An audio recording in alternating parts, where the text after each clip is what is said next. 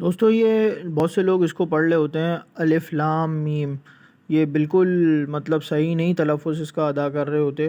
اس کو پڑھا جاتا ہے، یہ جو کھڑا مد اس میں دیا ہوا ہے، مد جو دیا ہوا ہے 5 الف کے برابر ہے، 2 مد دیے ہوئے ہیں، اور یہ جو بیچ میں تشدید دی ہوئی ہے، بہت سے اس کو حک بھی کہتے ہیں سمجھنے کے لیے. تو بہرحال اس کا مقصد یہ ہوتا ہے کہ اس کو اس سے ملا کے پڑھا جاتا ہے، اور یہ جو مد ہے اس کو 5 الف کے برابر کھینچا جاتا ہے.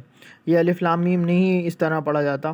پھر لوگ کہتے ہیں کہ ہم پڑھتے ہیں ہمیں فائدہ نہیں ہوتا، تو وہ صحیح تلفظ ادا نہیں کرتے. جیسے کہ 5 الف کے برابر، اس کو 5 انگلیوں کو کھول لیں گے تو سمجھ لیں 5 الف کے برابر آپ نے اس کو کھینچ لیا.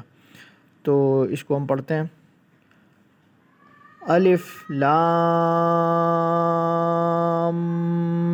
میم.